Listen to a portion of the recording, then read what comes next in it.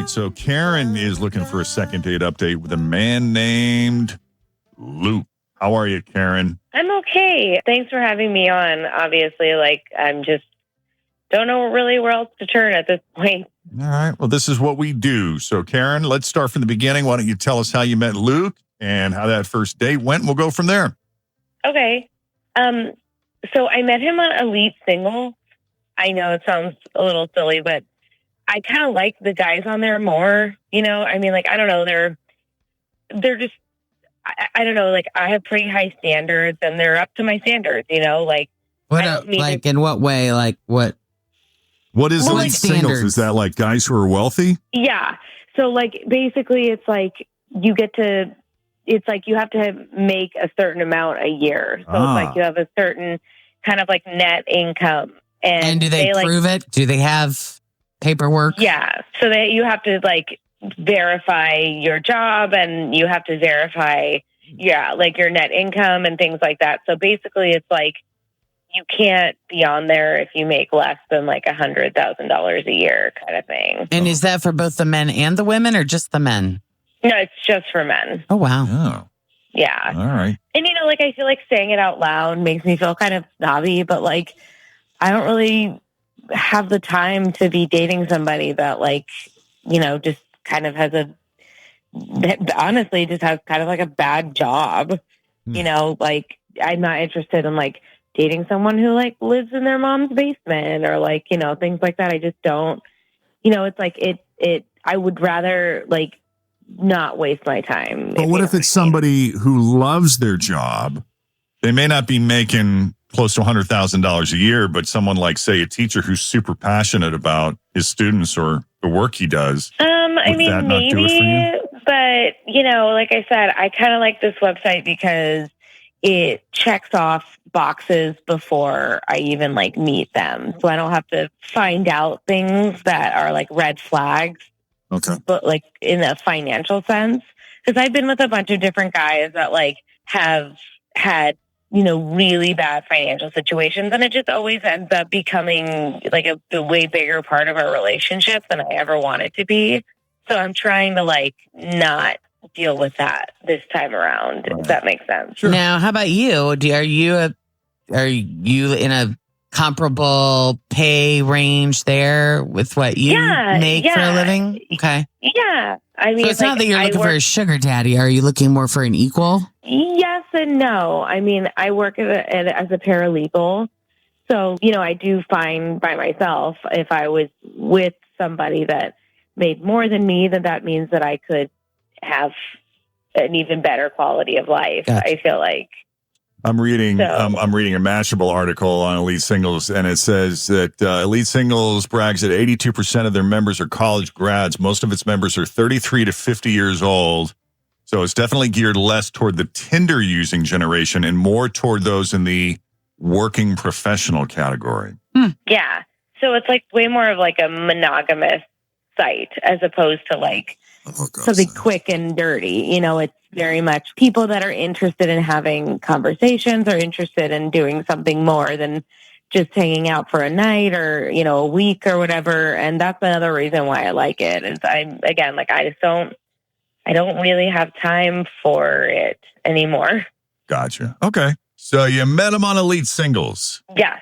And, we actually ended up going out 2 different times, which was awesome. And first we went out for lunch and lunch is kind of strange sometimes with a lunch date, but we actually really, really hit it off. And so he asked me if I wanted to go to dinner a couple days later. And honestly, it was awesome. He was very open with me and I felt really open with him and he was really honest and he, is the kind of person that likes to tell stories. And I don't know, I just felt he was very engaging and I felt really engaged in what he was saying. And so he's telling me stories from his childhood and about his family and very funny things, but also some kind of serious things. And I don't know, I felt he was letting me in, Yeah. But also, he asked me questions, which you can understand is rare. Usually it's most guys want to hear the sound of their own voice. So after he walked me to my car, we hugged, and like that was fine, and I said, I had a really great time and I'd like to see him again. And I thought that he was going to kiss me, and I was thinking that I was going to kiss him. And then it just like, we went in for the hug, and I feel like it was like just a very awkward kind of physical interaction because I just didn't know. And I feel like I should have taken the initiative, and then I didn't. And like I said, it was, like in those moments that happen so fast, and then it's like over, and then you're like thinking about it for days. Yeah. So, long story short, I haven't heard from him. And like, I don't know if that was it, or I don't know. Or if that was a symptom of something else. Yeah. Okay. Why don't we take a break then? When we come back, we'll call Luke, see what he has to say, if anything. As we continue, Jeff and Jen, second date update is on. Cincinnati's spending the extra money to try to weed out some of the dead ends, I suppose, in the world of dating. She's looking for a serious relationship. Her focus. Narrowing her focus. There we go. And the goal is to find someone who is as equally serious about getting into a relationship as she is. And she and Luke actually went out on a couple of dates. But that last encounter, that last physical encounter where like she thought maybe there was going to be a kiss, and then it ended up being this awkward hug, has her wondering if maybe that had something to do with the fact that he hasn't called her, or if there's something else. Maybe that was just a symptom of the overall awkwardness of the date, or maybe he just wasn't feeling it. We don't know. So really our only option is to call Luke. So Karen, unless there's anything else that you want to add before we reach out, anything you think that we need to know before we talk to him, now's the time. No, I feel like you guys covered it. Like, I'm excited or, anxious actually to see what happened. Okay. Let's see what he says.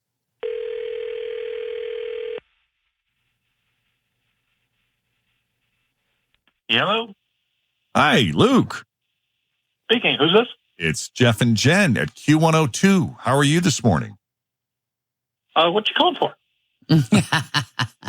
Well, Bud, we are calling on behalf of a fan of yours who reached out to us. She said, I guess you'd gotten together on a couple of occasions, someone you met on Elite Singles, and you left quite a positive impression on her. Is this like a second date update kind of thing? It is exactly a second date update, Luke. Mm-hmm. These things are real? Really? Surprise. Guess what? It's your lucky day. All right, sure. Why not? What would you like to know? Well, Karen told us that you went out on 2 meetups or dates, I guess. Yes, it was. Okay. I guess like the last few minutes of your encounter, there was sort of an attempt at a hug or a kiss or not really sure what. And there was a moment where it felt a little awkward there at the end. So she didn't know if that had something to do with you're not calling her back, or if there was something else that turned you off to her or the potential for a relationship there, or if you've just been busy. It was something else, actually. I mean, you're right. We did have 2 times out, and the first time was great. Well, that's good. So lunch was good. And then you graduated to dinner. Yeah, dinner itself was nice, but I just couldn't shake the beginning of the night. The beginning of the night. So this is before the awkward hug. Yes. And what happened at the beginning of the night?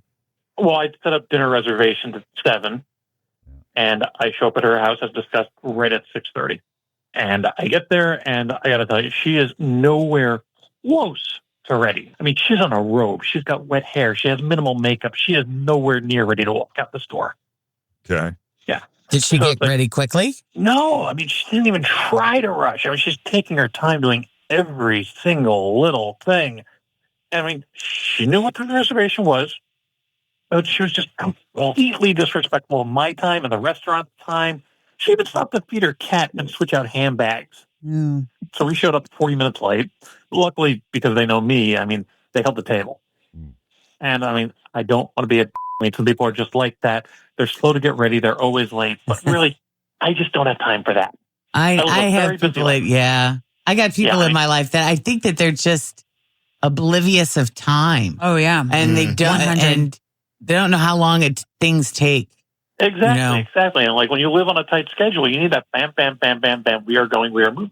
So you had a plan. You would lay out a plan, and you felt that you made it clear to her that, listen, I'm going to pick you up at 6:30, thinking it's going to take us this long to get to the restaurant, and reservations are at 7. I know these guys. Exactly. I don't want to put them out or inconvenience them by having them sit on a table that's not being used during a busy night. That's it. Exactly.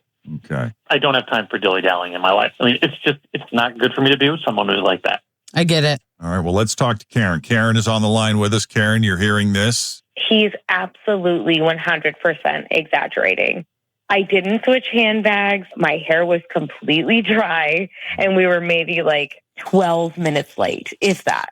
I have never heard that I do that. I am like just so in shock that that's the reason why I haven't heard from him. Like, why is this such a big dramatic event? We were a little bit late. Like, come on. It's a fact. We're late. And in my world, if you were not 10 minutes early, you are late. And we were late. Okay. Well, you both agree that you were late, but you dispute the facts as Luke laid them out. Luke said you were 40 minutes late. You're saying it was more like 12 minutes late. Most restaurants would typically hold a table for 15 minutes after your reservation. Uh-huh. Yeah. I mean, honestly, I don't feel like that's it. I feel like he's lying. I feel like I did something else, and like he just doesn't want to say it on the air. It's really disappointing that you would come on here and lie about why you wouldn't just be honest with me. And like, I don't know. I didn't expect that. I didn't expect him not to call me back. And there's just no way that that's it. Are you sure, Luke, there's nothing else? I mean, not to reduce the importance of being on time, but were there other factors about her or the date that rubbed you the wrong way? No, it's all time management. That's a really big thing for me. That was it. I get that, though. It can be frustrating, especially if you're someone that's very by the clock. Like, I think the four of us, we work in a time-sensitive industry. So it's like, okay, that song's just not 3.5 minutes. It's 3 minutes and 26 seconds. Yeah. And I know that we have to be this, and that commercial has to start then. And so that just turns into the way we look at the day. Yes. It's so true. And it is challenging for people that aren't time-oriented. Yes, then we talk to someone else, and it's like, come on, let's go. Let's move it. I get it. It would be a very frustrating household to live in if one person was let's go and the other was not yet. Let's be honest, though. We all have that friend, too, that we have to tell them it starts at 6:30 when it really starts at 7 because they're not going to get there till 7:10. So it's like it's rush hour and we got to drive across town. Yes. Oh, I didn't factor that in. How do you think we're going to get from Ross to downtown in 12 minutes? At it's not going to happen. PM. Right. All right. Well, Luke, we do appreciate you taking the call. And Karen, I'm sorry. Yeah, me too. Best of luck to you both. Thanks. Thank you. Okay. And if you missed any part of that, we typically put it on the podcast. Is that happening today? Yep. Okay. I'm doing it. I'm working on it right now. Okay. So she'll have it up by 10 o'clock at the latest. That way, if you missed any part of it, you want to catch it at work once you get to the office, listen to it online, listen to it on the app, search WKRQ or online at WKRQ.com. Catch it on the way home. You got options. Either way, coming up, your shot at $1,000, another round of the 1K letter of the day. And we're doing it. Thanks for listening